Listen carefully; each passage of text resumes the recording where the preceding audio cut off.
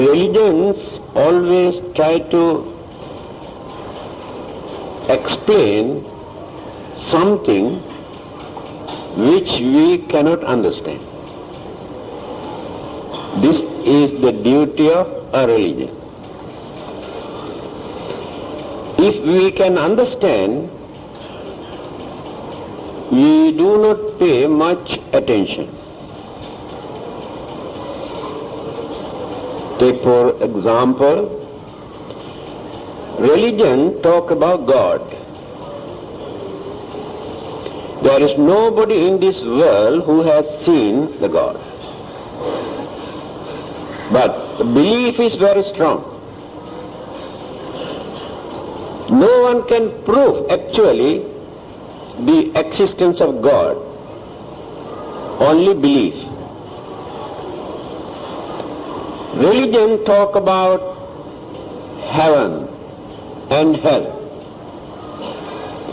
People very strongly believe that there is a heaven and there is a hell, but no one has seen and nobody knows where they are. Religion also talk that there is a soul, but nobody knows what it is and where it is, how it look like. But people believe. People believe that there will be another life after their death. But very difficult to prove. These are the ingredients that religions use. Now if we remove all these items from religion, there is nothing to remain as religion. That means no religion without God, no religion without soul, no religion without heaven and hell, no religion without rebirth.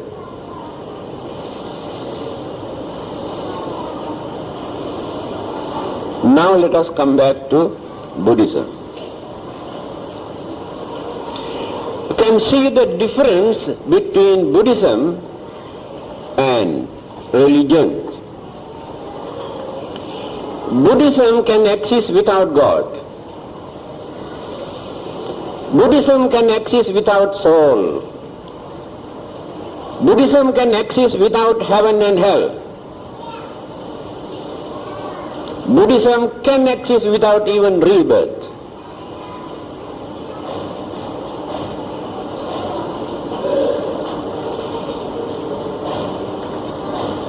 This is the uniqueness of Buddhism.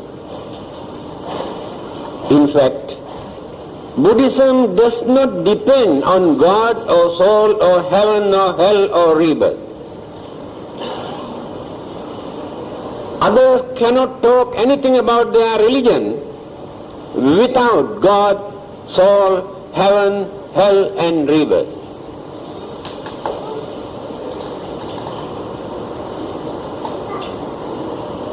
We have examples.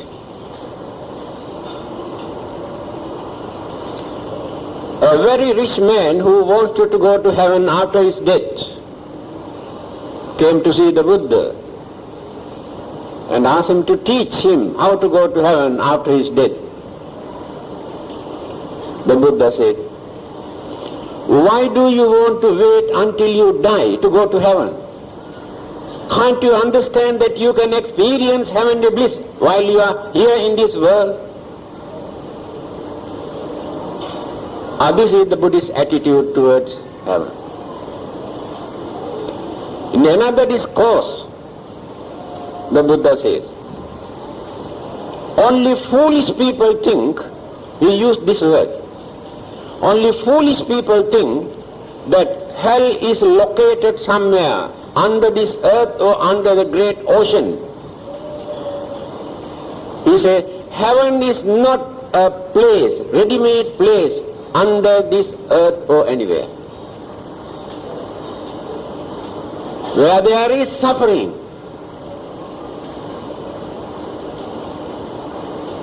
those living beings, either as in humans or animals or in any other forms, they are in hell. This is the Buddhist concept of hell. Rebirth. A group of young people came to see the Buddha, and they mentioned that they don't believe that there will be another life after their death. The Buddha said, you should not worry about that. Just forget. Don't worry about your future or next birth. You must fulfill all your duties and responsibilities while you are living here in this world, whether there is rebirth or not. This is the Buddhist attitude about rebirth. Then come to this item, anatta. Sabbe sankhara dukkha. All those component things, conditioned things in this universe, they are component things. Why? Combinations of certain elements and energies. So all these living beings, living things, matters and elements are component things. Combinations of many things. It is natural that these combinations won't remain forever without changing and create some sort of unsatisfactoriness in the end. This is natural. It is not an act of God or devil or anybody. All these are natural occurrences. That is why he says, Sabbe sankhara dukkha. All these living things face, experience unsatisfactoriness. What is it? Human beings, animals, devas, brahmas, even plant life experience dukkha, unsatisfactoriness. Clashes, friction, that is called dukkha. Then the feeling that they experience because of this friction is called dukkha, suffering, physically and mentally. Anicca. Sabbe sankhara anicca. All those component things are impermanent, changeable. Never remains without changing, decaying and decaying. This is called anicca. That is also due to combinations of those elements and energies, ingredients. Natural occurrence. God or devil had nothing to do with this. They are also subject to the same universal nature. Now, Sabbe Dhamma Anatta. Here, the Buddha did not use the word Sankhara. He used the word Dhamma. All the existing Dhammas are Anatta. That means there is no substantiality, entity that which never change or decay or disappear. But he used the word Dhamma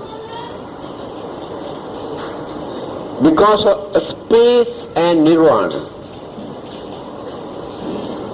If he used the word Sankhara, we cannot include a space and nirvana because they are not sankhara, they are not conditioned things. They are not component things. There you cannot find any ingredients, elements or energies free from all these things. Therefore they are known as unconditioned things. All the other things are conditioned. Nirvana and space are unconditioned. But when we use the Dhamma, a space and Nirvana also included there. They are not component things. So even in the space or Nirvana also, we cannot find this so-called soul. That is the idea. Remember, why the Buddha used the Dhamma here in one place, Sankhara in other two places. Then what is this? This idea was originated few thousand years ago, before Buddhism appeared in India. Creator, Mahabrahma, he is responsible for this Atma or soul. First he created this soul. After his creation, this soul went on evolving, changing, developing from various sources, through various sources, into plant life, from plant life into animal's life, from animal's life into human's life. The soul created by Mahabrahma, the Creator God. Then allow human beings to make use of their life by using this soul as nucleus in their life. When they use this soul through their five senses and mind, either they purify this or they pollute it. Those who abuse and misuse by using this had to remain for a long period in this samsara, wheel of existence. Those who purify this soul without polluting, misusing it,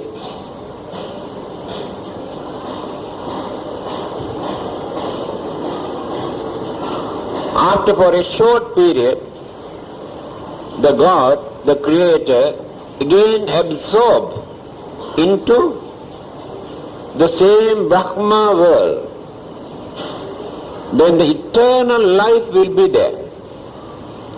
That is called union with Brahma. This is the Hindu concept of eternal salvation.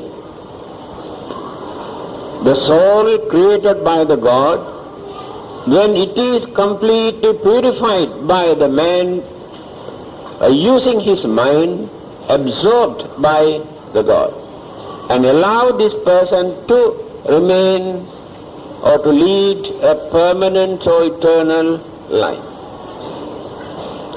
Those who have abused and misused and polluted this soul remain in this samsara by taking different forms, either as suffering, either human beings or animals or ghosts or devils or spirit. And then there will be suffering. So the God is watching how we use our soul. So one day when the God could satisfy by knowing we have not polluted this, then again He will take one by one, release us from suffering. When this belief was very prominent in India, so more than 2,500 years ago, the Buddha appeared. he analyzed, explained. There are many discourses, debates, dialogues, arguments regarding this subject. When you read Majjhima Nikaya Sutra Pitaka, Digha Nikaya Brahmajala Sutra, you can see how the Buddha has analyzed, explained this concept of soul or Atma. He says, at that time, people had no clear vision or knowledge about the definitions of human mind. It is due to a lack of understanding of the nature of human mind, people have created this concept of soul or Atma. Because when we analyze all the existing ingredients in our life, metals or elements or energies, there is nothing to remain as soul. Let us take 4 mental faculties. Combinations of these 4 mental faculties is called mental energy. Our Vedana, Sanya, Sankhara, Vijnana. Our feeling or sensation, one of the mental faculties. Body cannot experience this. Our recognition, identification of all the existing objects is done by another mental faculties. Then all our habits, good and bad habits, our natural inclinations or attachments or likes and dislikes, hobbies, nature, character, temperament, moods, attitude. There are so many things which are related to our previous existence, previous birth. This is called Sankhara. This is called storehouse of consciousness.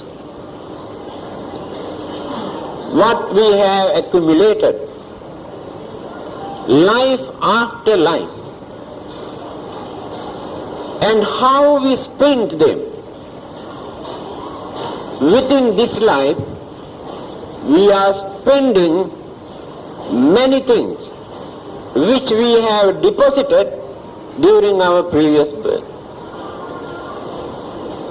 At the same time, we are also going on depositing, accumulating so many new habits, nature, concept, belief, knowledge, good and bad. Later, we will use the same ingredients either within this lifetime or hereafter. This is the simple analysis or interpretation of Sankhara. There is no arguments. It is true. It is natural.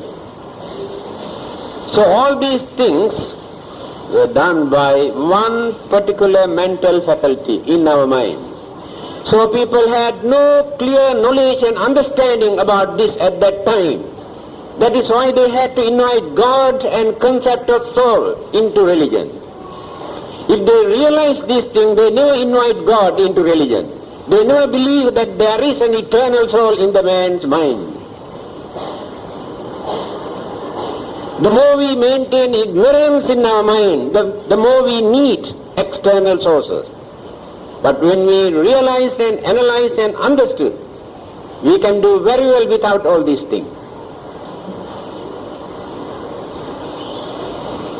Then the last one, our consciousness. Consciousness means the object that we grasp by using our five senses, external object. We create concept, ideas and belief. Again we create imaginations in our mind, whether true or not, right or wrong. Our own imaginations, then our sensation, identification, mental habit. First three mental faculties. Combinations of all these things turn into one mental faculty, that is called consciousness. Now this is called human mind, very rich, very advanced, very fortunate. Only human beings can use all these mental faculties. Animals, a spirit, ghosts, devils, even devas or brahmas also cannot use all these four mental faculties. That is why they cannot become a Buddha. Only a human being who can use all these mental faculties. So this belief of soul created by the God is only a mere belief. No evidence to prove. But there are no argument whatsoever when you compare with the modern psychology or Western psychology. There is no contradiction about the four mental faculties. Even at the beginning, modern psychologists also could not understand the storehouse of consciousness, what it is. But later, Carl Jung and William James, these two psychologists acknowledged and explained, yes, there is something in our human mind which is called collective consciousness. That means whatever we have collected, accumulated during our lifetime never disappear. So they have come nearer to the Buddha's teaching. This will become our mental habits.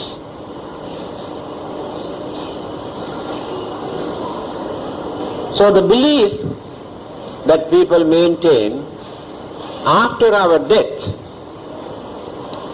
our departed soul remain for a certain period in searching a suitable place for rebirth, is also another belief maintained by primitive people. A soul cannot remain anywhere without landing after the departure. It is like that. When you shoot a bullet, that bullet cannot remain somewhere else in the space. It must be dropped somewhere. When you throw a stone, that stone cannot remain somewhere, must drop.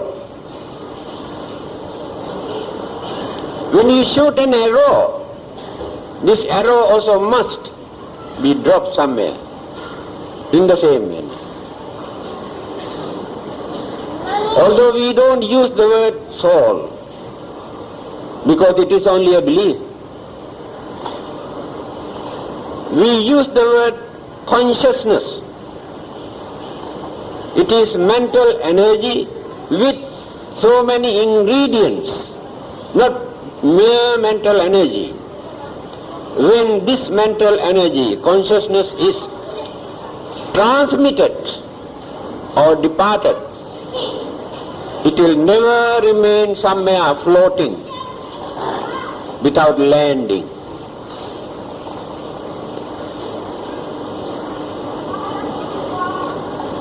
Refer to the Buddha to find out what he has said. He said in Samyutta Nikaya Sutra Pitaka, Viññānaṁ mātukuchismiṁ okkamati, that departed consciousness will enter into a mother's womb. Mother's womb, there are three modes of birth. Andaja, Jalabhuja, Sansedaja, Opapatika. Three modes of birth. Certain living beings is called Andaja, egg born. Conception take place in the egg. Birds, reptiles, the life originates in the egg. This is one group. Jalabhuja, another group, womb born. Humans, many kind of animals, womb born, but not egg born. Third group is called Sansedaja, a spontaneous. A spontaneous means without father and mother, due to the combinations of so many elements, moisture born, worms, bacteria, germs, and certain insects, moisture born. The last group is called Opapatika, spontaneous.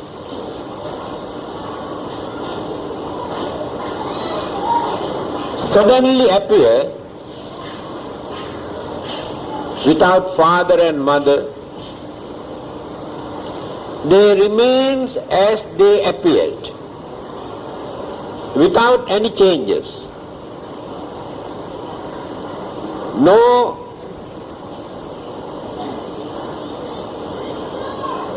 babies, no old age. They remain as they appear. After they are dead, they suddenly disappear. There is nothing to remain as corpse or dead bodies. Evaporates, disappear. This is the nature of their life. But there is no soul even in any of those living beings. Only certain elements and energies.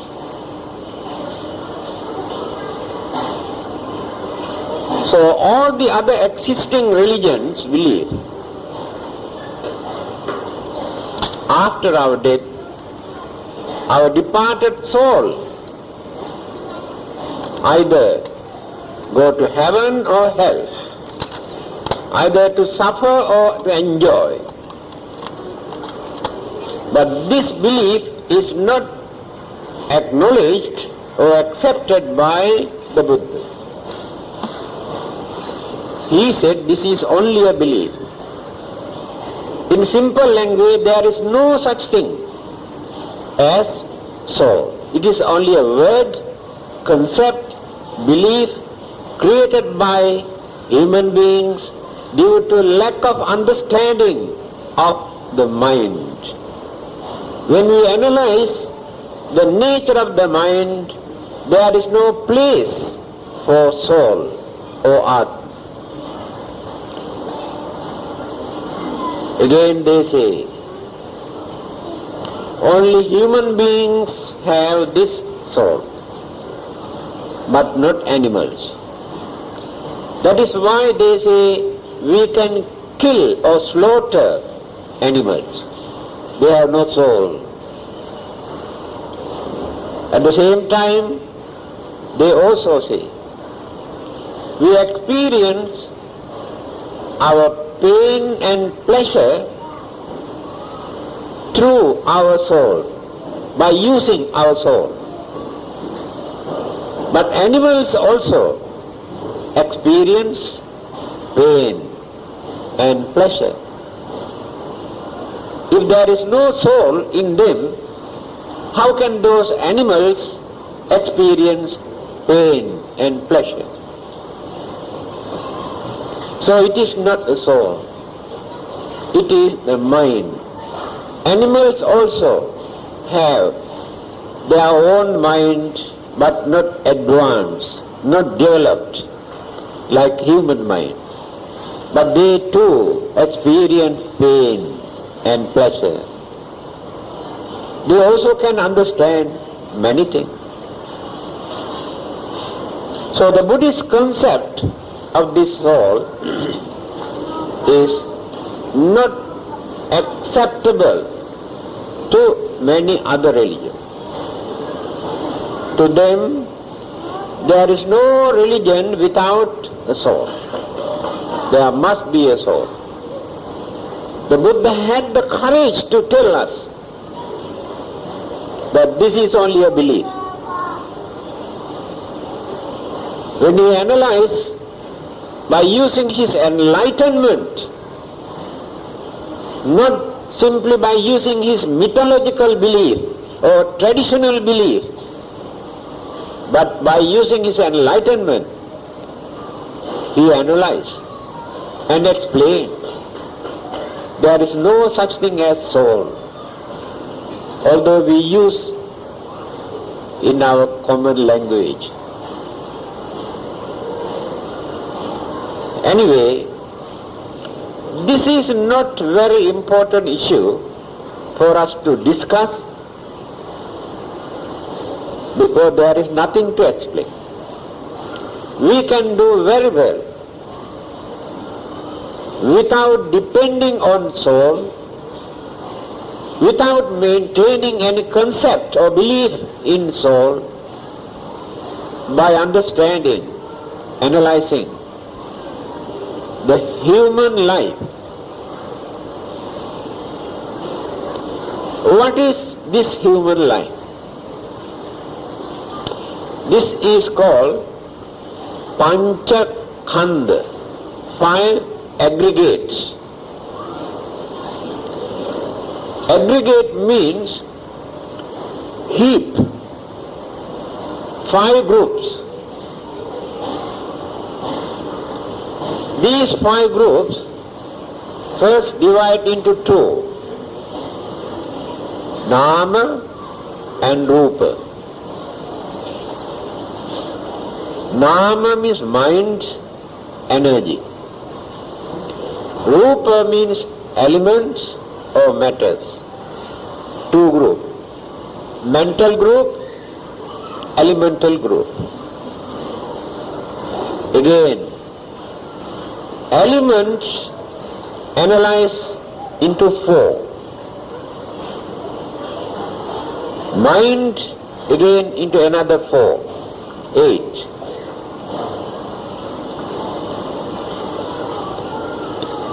What are the 4 groups in our elements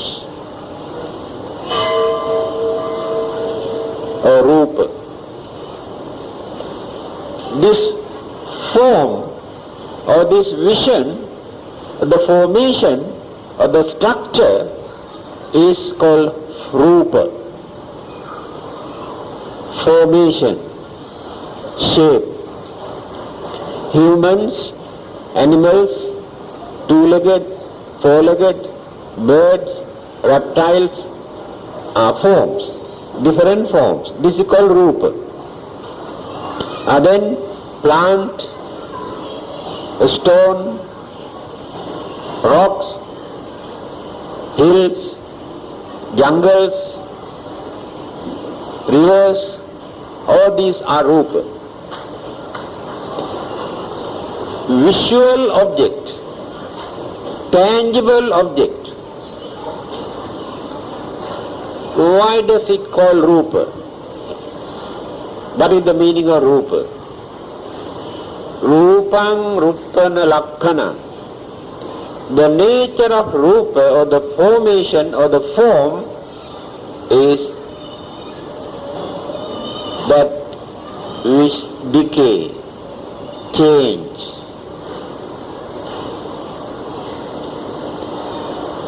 Sun or heat, wind, storm, water, climate, all these things contribute something to change the existence of forms.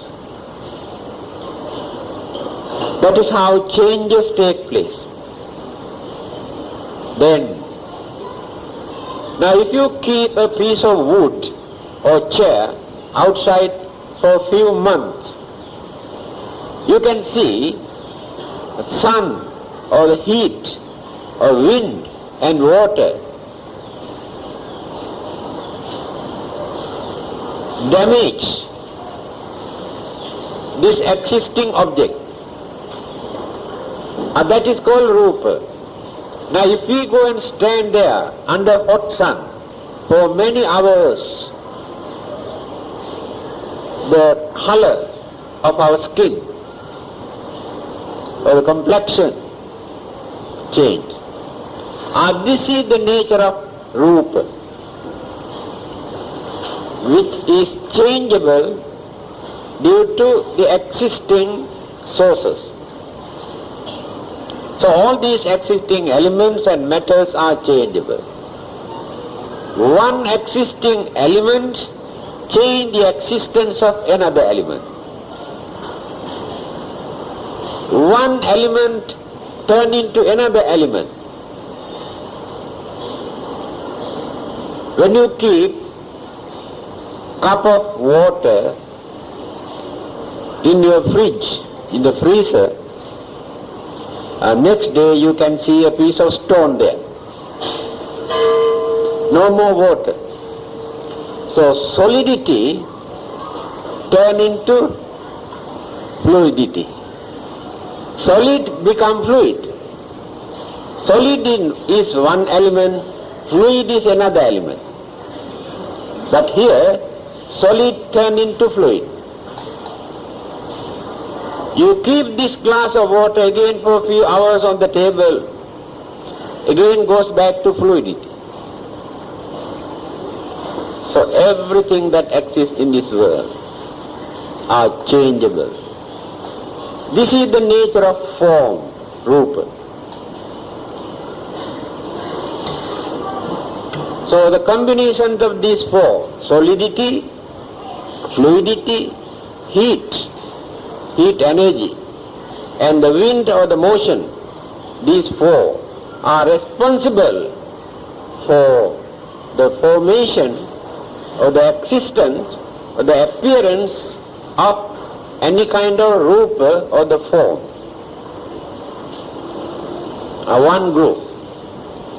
Then the other group just now explained, nama or the mind. These four mental faculties, our feeling, sensation, one group, then our identity or recognition, another group, our mental habits, good and bad, another group, and accumulations of object through the senses and other mental faculties, another mental faculty. So when these two groups join together, combine, this is called component, conditioned thing. The life exists because of the combinations of these two groups. In these two groups there are 8 units. And then the life exists. But in this life, you can see when we analyze only these 8 groups, elemental group and mental group. After our death, what will happen? Disintegration or dissolution of these 8 units is called death. Dissolved. Because these elements and these energies cannot remain forever as a bundle without changing. That is called death. It is natural. Then the trouble is, many people cannot understand what will happen to this life after disintegration or dissolution of this bundle. Then some people say go to heaven, some others say go to hell, and some people say there is nothing, some others say can become either animals or humans or devas or brahmas or any other form. These are the different beliefs. Some others say God is responsible, He handled this.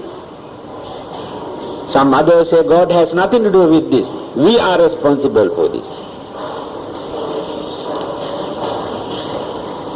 Then, as Buddhists, what are we going to accept?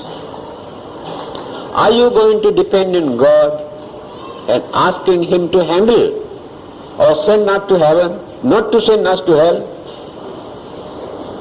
like small children? That is the language of small children.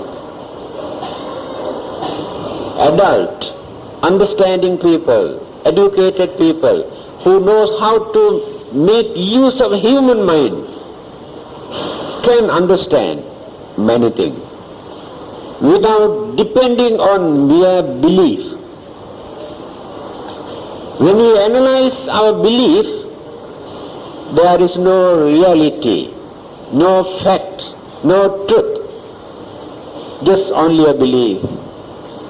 So the Buddha did not introduce this kind of belief as religion.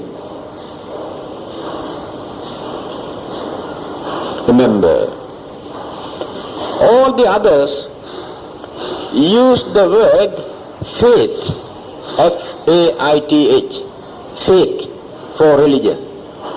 What is your faith? My faith is Buddhism. What is your faith? Oh, my faith is Christianity. To them, religion means faith. But we cannot use this word faith for our religion. Because Buddhism does not depend on faith or belief. We want to study, we want to analyze, we want to understand. When we realize what it is, it cannot become faith, gone beyond that. Until we realize what it is, up to that stage, that can remain as belief or faith. That is what we are trying to do. So, Buddhist concept of soul is this in simple language. My advice is, people say, it is very difficult to understand this soullessness. Actually, there is no difficulty. Very easy. Very, very easy. What is it?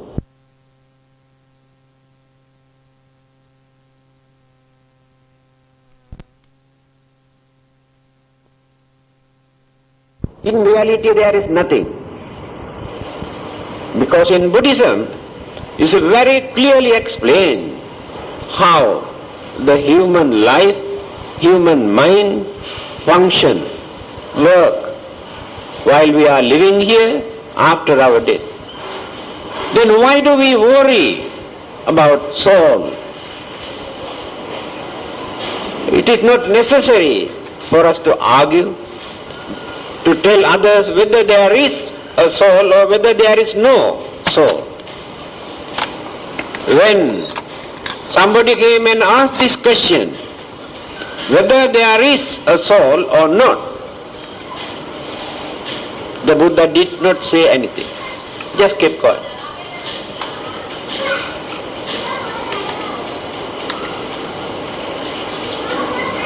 When he left, the other disciples came and asked, why? The Buddha did not say anything. Then he said, if I say yes, there is, I am telling a lie, because there is no such thing. If I say no,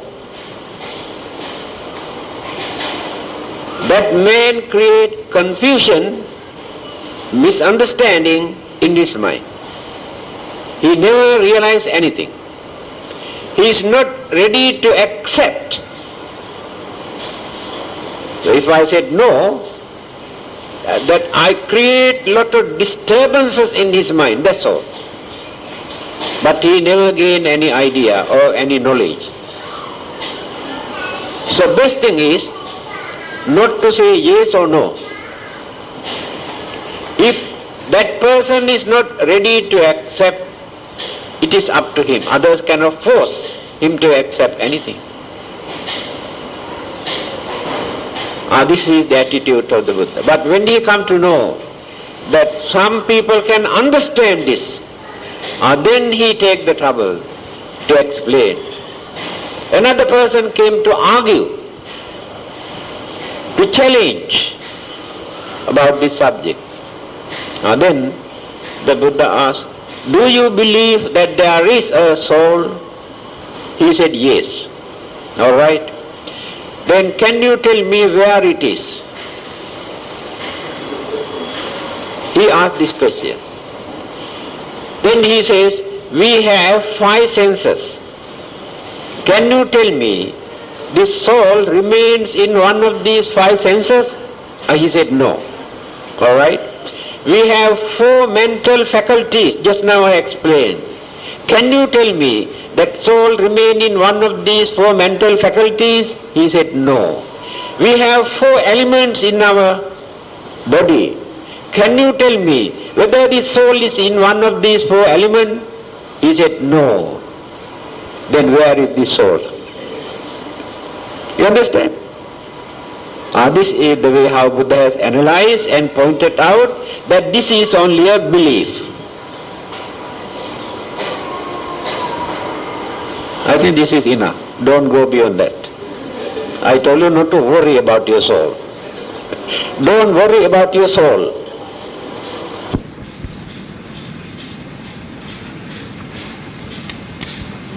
Any questions?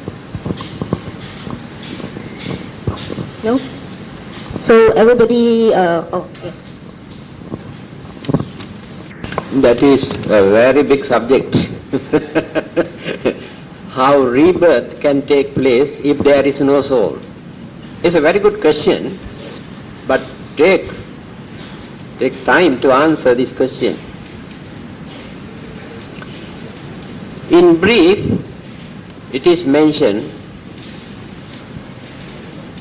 Atite hetavo pancha idani phala panchaka. Idani hetavo pancha agating phala panchaka. 5 energies that we maintain in our mind at this moment proceed as mental process, and these mental process condition or create another 5. Later, those 5 again create another 5 condition, one after the other. The continuity or the life process we maintain in this way, just like waves. When you look at the waves, how it goes up and again goes down and again come up. We believe the same water, the same energy or force that which goes up, again goes down and again come up. No.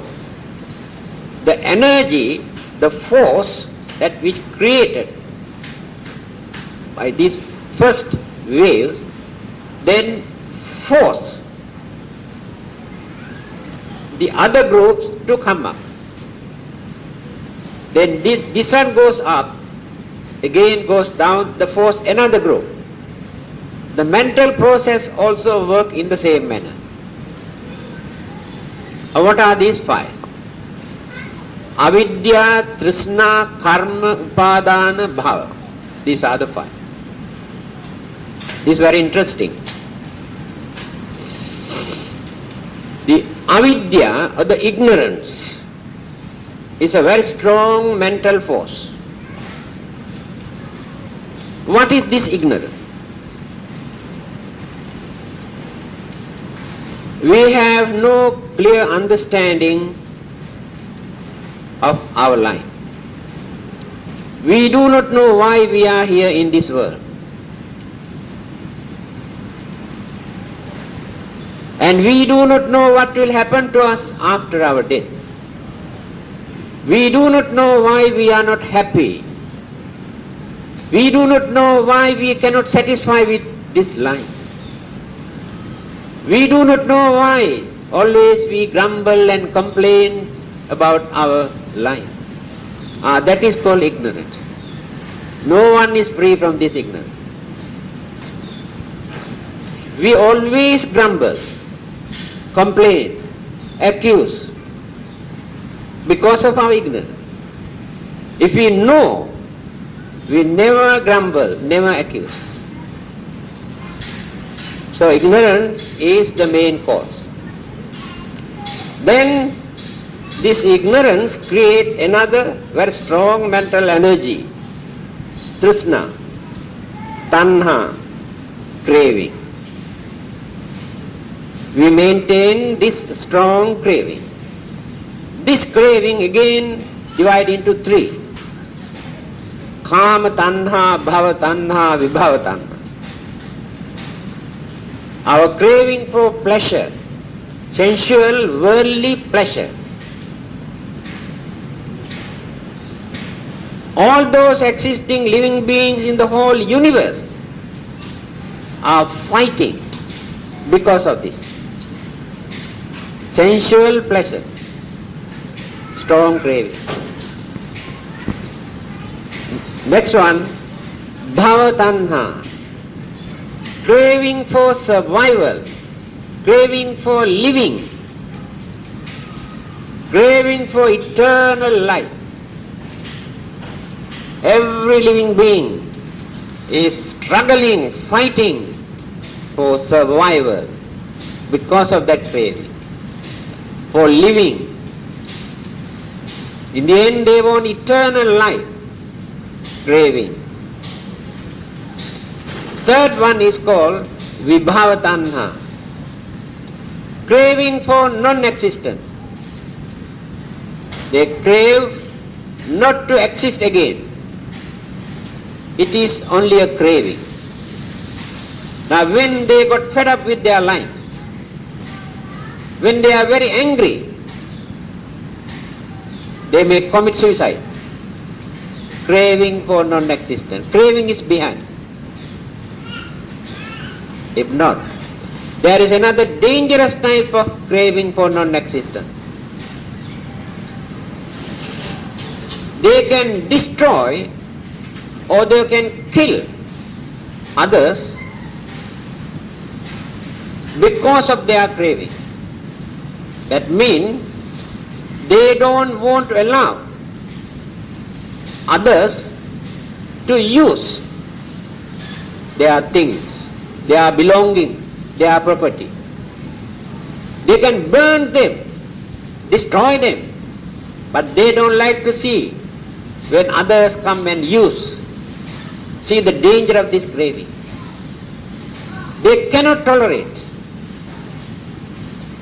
If they are living beings, they can go and kill them. If they are certain things, they can go and burn because of their craving. But they don't want to allow people to use. See how dangerous is this craving. This is the second reason, cause.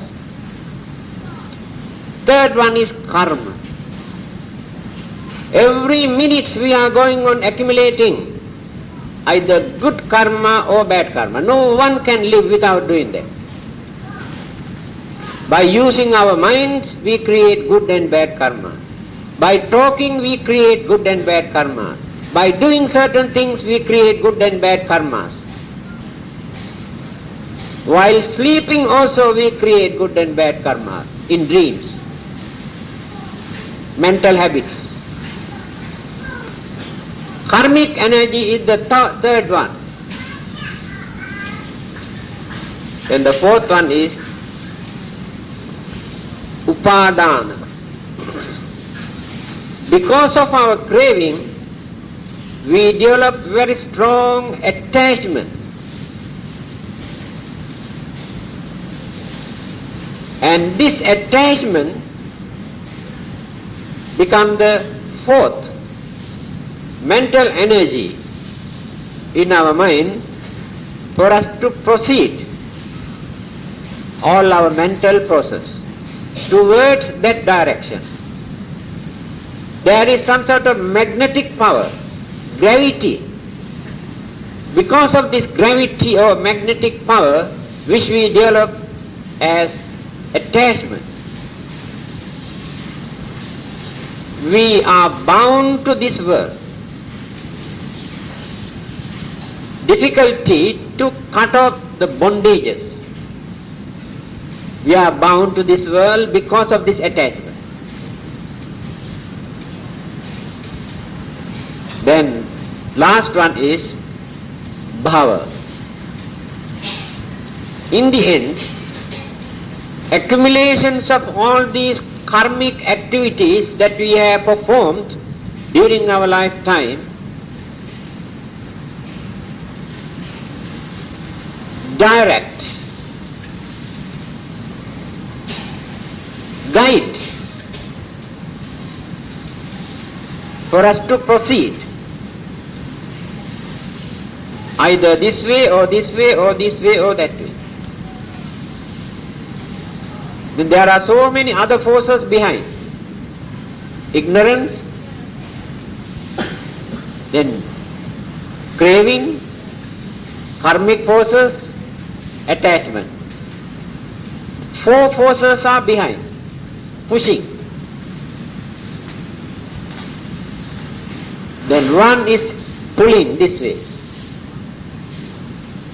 Bhava, becoming. Then settle down. Either as human beings or animals or ghosts or devas or spirits or this or that. These are the five faculties, energies, sources proceed when the consciousness is departed from here to have another existence which is called rebirth, but no God there. Only these five.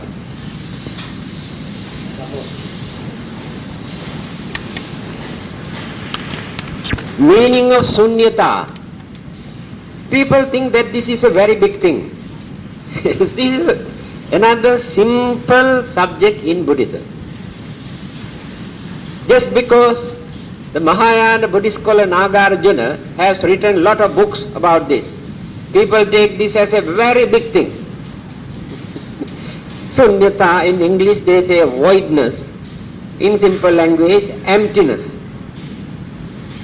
Just now I explained, when we analyze all the existing component things combined together as a bundle with elements and energies, when we separate all the energies and all the elements, go on analyzing,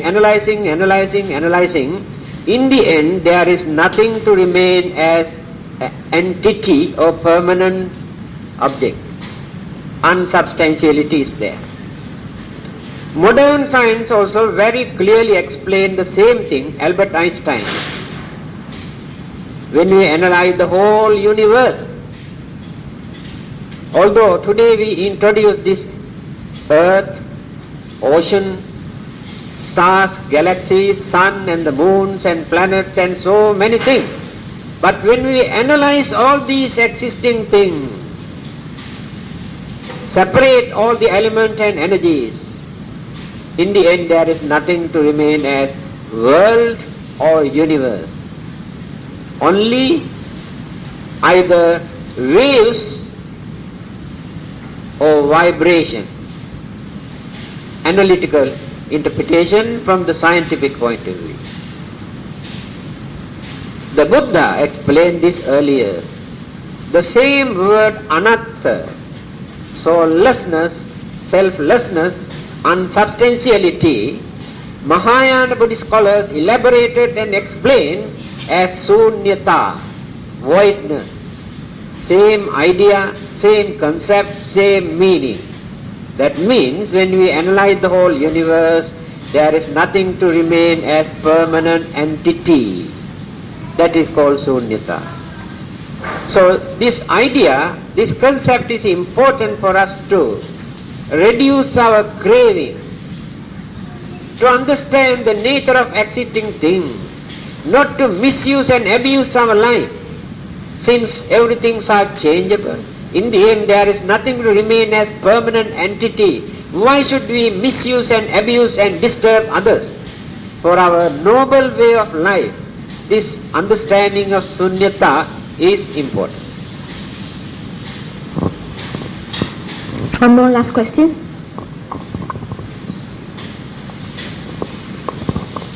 No questions? Okay. Thank you very much, Chivavan, for sharing his Dharma about the soulless existence. So therefore, I'm sure that brothers and sisters, you might have known that there's no such thing as soul. It's just a mere belief. And if any of the friends want to argue about this, just use Ravan's example. So can you please rise and say sadhu sadhu 3 times? Sadhu sadhu. Now, I would like to do some reflection.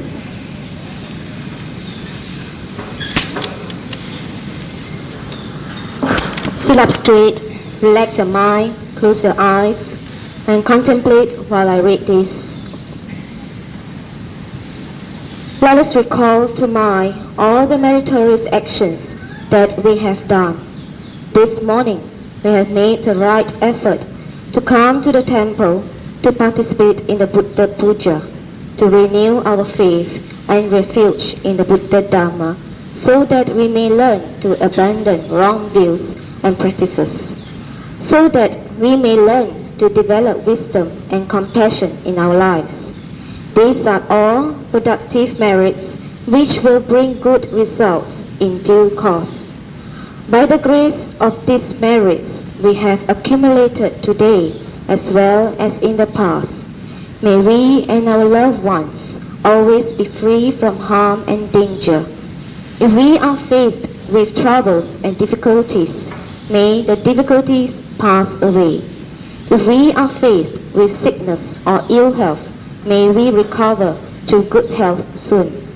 May our homes and property be protected by the devas, and may we always meet with success. May these merits we have accumulated bring us joy in performing what is right and to avoid doing what is unwholesome.